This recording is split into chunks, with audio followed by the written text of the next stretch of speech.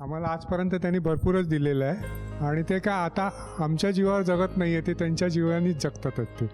आम्ही आजपर्यंत त्यांच्यासाठी एकही पैसा खर्च केलेला नाही आहे. हां, ते त्यांच्या पैशानीच सगळं करतात. हे आमच्यासाठी विशेष आहे. काय म्हटलं ना तरी बोलतात ना देवासारखे मिळाल्यासारखे झाले ते. आज आम्ही जे तिघही भाऊ आहेत ना त्यांच्या पैशाने आमचा स्तंभ उभा राहिलेला आहे जागेचा. आज आमचे तिघांचे फ्लॅट आहेत, सगळे आहेत, तिघं वेगळे आहेत, तिघांच्या गाड्या आहेत. पण त्यांनी जे पहिलं आम्हाला दिलं ना त्याच्यामुळे आम्ही आहेत तिथे. माझं फक्त एकच वाईट वाटते कायमचं की मला आईने उभं राहायला शिकलं. का माझे लहानपणी एकदम अपंग होतो मी.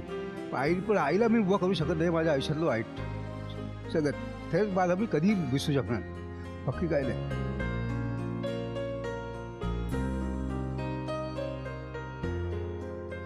हे माझे काका आहेत, सगळ्यात लाडके आणि माझ्यावर जास्ती प्रेम करणारे. पण ते स्पष्ट वक्ते आहेत, एकदम मानी आहेत, कोणाचा काही पैसा न घेणारे आणि तेवढीच काकी प्रेमळ आहे. मी लहानपणापासून काकीनी माझ्यासाठी खूप केलं आहे. अगदी मी लहानपणी त्यांच्याकडे राहायला जाणं, हट्ट करणं. त्याच्यानंतर हे माझे 3 चुलत भाऊ, त्यांनी पण मला म्हणजे खूप अगदी लाडकी बहीण म्हणून हे केलेलं आहे. हे माझे सासू सासरे आहेत आणि खूप त्यांनी म्हणजे आम्हाला जे काही घरातले संस्कार आहेत काय आहेत ते मला खूप त्यांनी चांगल्या पद्धतीने सांगितलेले. आजी आजोबांनी आमच्यासाठी एवढं केले ना की ते शब्दात व्यक्त करता येणं शक्यच नाही आहे.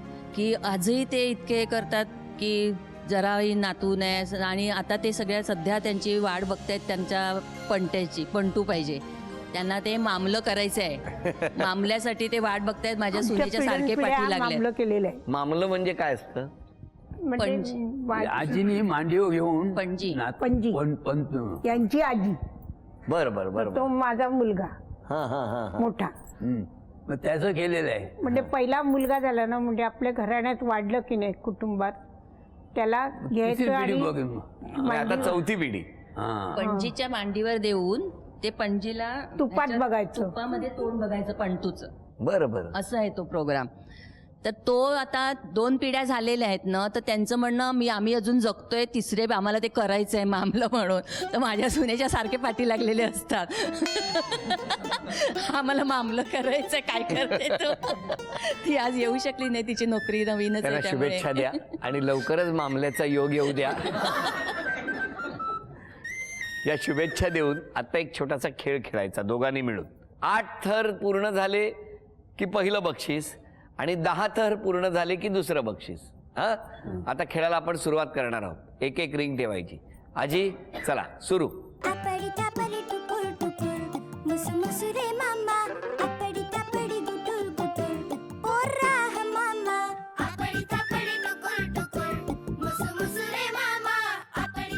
आठ पहिलं बक्षीस मिळालं. 9 10 अभिनंदन. आजी, झी मराठीकडून ही भेटवस्तू तुमच्यासाठी. आजोबा, ही भेटवस्तू तुम्ही आजीला द्यायची. हा, द्या. आणि आता घरातल्या सगळ्यांनी आजोबा आजींबद्दल बोलायचंय. लहानपणी एकदा मी आजारी असताना ना, तर त्यावेळेला आम्हाला इथे जवळपास जे काही डॉक्टर्स होते प्रभादेवीला, ते म्हणजे नॉर्मली जसे असतात तसे असतात. आणि माझा आजार तेव्हा बरा होत नव्हता आणि आमची काही परिस्थिती तशी नव्हती. पण मग पप्पाने आम्हाला ना, मला स्वतःला छोटा असताना खांद्यावर घेऊन बँड्राला गेलेले. मोठा सर्जन होता तिकडे आणि त्याच्याकडनं माझा इलाज केला. ही माझ्या स्मरणात राहिलेली मोठी आठवण. काही घरामध्ये मुलगा असं हट्ट केला जातो. माझे सासू सासरे एवढे चांगले आहेत, मला 3 मुली आहेत, पण कधी असं त्यांनी मला असं जाणून दिलं नाही की तुला मुलगा नाही. आणि माझ्या 3 मुलींवर खूप प्रेम करतात. नमस्कार, मी छोटा मुलगा मनीष.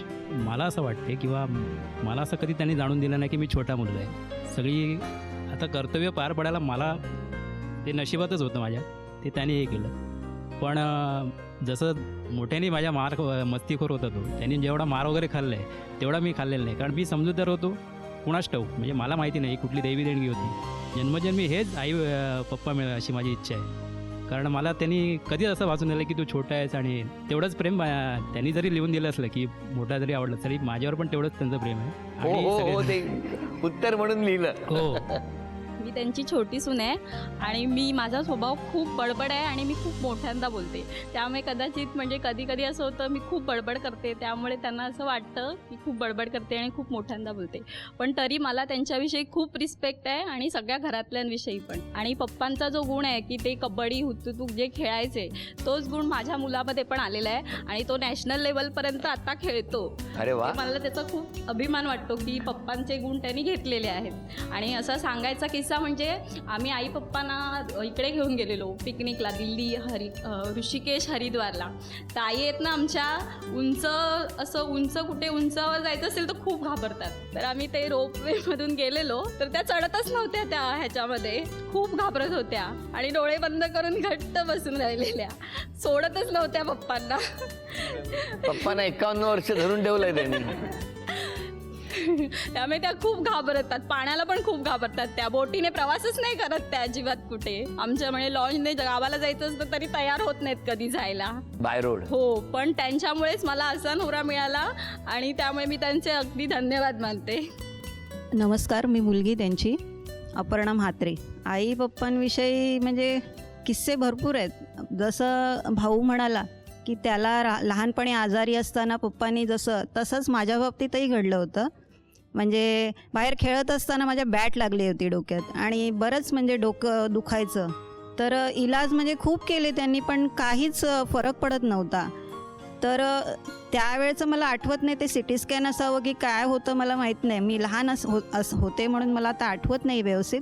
पण ते बऱ्याच वायर्स वगैरे बॉम्बे हॉस्पिटलला पप्पांनी मला उचलून नेलं होतं आणि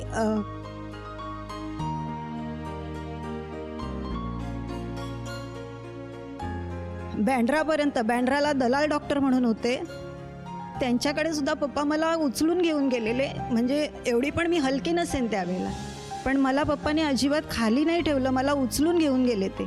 आणि आई तर म्हणजे मुलगी व्हावी या अट्टहासाने तिने आईने सांगून ठेवलेलं डॉक्टरांना की मला मुलगीच हवी. आत्ताच्या काळात स्त्रीभ्रूण हत्या होते, त्यांच्यासाठी हे उदाहरण आहे की त्या काळातही मुलींचं ओझं होत नव्हतं आईवडिलांना. मुलगी हवी ही अपेक्षा असायची. किती छान. दोघांचा जो स्वभाव आहे तो एकमेकांना पूरक असा आहे. अत्यंत काळजी स्वतःची ते दोघंही एकमेकांची घेतात. आत्तापर्यंत कोणी जरी दोघांपैकी आजारी पडले तर त्यांची काळजी ते स्वतःहून आत्ता वयाच्या एवढ्या वर्षातसुद्धा ते अत्यंत काळजीपूर्वक दोघांची एकमेकांची काळजी घेतात. म्हणूनच ते दोघंही आत्तापर्यंत एकदम व्यवस्थित आहेत आणि माझे असं चिंतितो मी की त्यांना याच्यापुढेही चांगलं आयुष्य लाभो. Very good. मला माझे आजी आजोबा खूप आवडतात. हो, माझ्या आजी आजोबा माझ्यावर खूप प्रेम करतात आणि फ्रेंडली असतात. खूप छान आहेत ते, मस्त फ्रेंडली राहतात आणि खूप सपोर्टिव्ह आहेत. आजी आजोबांच्याबद्दल आता काय बोलायचं. आजी आजोबा दोघंही खूप प्रेम करतात आमच्यावर. मी त्यांची मोठी नात आहे, त्यामुळे या सगळ्यांपेक्षा जास्त लाड माझेच झालेत. मी त्यांच्या मोठ्या सुनेची बहीण आहे. मी माझ्या लग्नाच्या आधी त्यांच्या घरी जात होते आणि आत्ताही जाते लग्नानंतर. खूप छान आहे त्यांच्या दोघांचे स्वभाव, म्हणजे अजूनही मला ते परक असं मानत नाही. मी त्यांना 21 वर्ष ओळखते आणि तेव्हापासून मी दोघांना आहेत तशीच बघते. म्हणजे काय फरक मला वाटतच नाही दोघांमध्ये. जसे आहेत मी माझ्या भाचीला नेहमी बोलते, अगं तुझे सासू-सासरे एव्हरग्रीन आहेत एकदम. जेव्हा बघावं तेव्हा तसेच वाटतात, बारीक नाही जाडे नाही, जसे आहेत तसेच नेहमी प्रत्येक वेळेला. एव्हरग्रीन असल्याचं रहस्य काय सांगता येणार नाही. तरी पण काय सांगता येणार नाही. त्यांचं चालणं खूप आहे. आजोबा खूप चालतात. दोघंही खूप चालतात. तर म्हणजे काय प्रमाणशीर जेवण, टायमावर जेवणं खाणं हे सगळं प्रमाणशीर आहे. जास्त कशात लक्ष नाही घालायचं, हे जास्त पाहिजे मला, ते जास्त जेवढं आहे आपल्या आहे त्यात समाधानी आहे. आणि म्हणूनच तर हे समाधान संपूर्ण कुटुंबाच्या चेहऱ्यावर दिसतं. घरी कोण कोण होतं बाबा? घरी त्यावेळेला आमचे चुलत भाऊ होते, वडील, सावत्र भाऊ, बहिणी. आणि आई बाबा काय करायचे? वडील आमचे सोनार काम करत होते. हा. आईचे का मला आठवण नाही.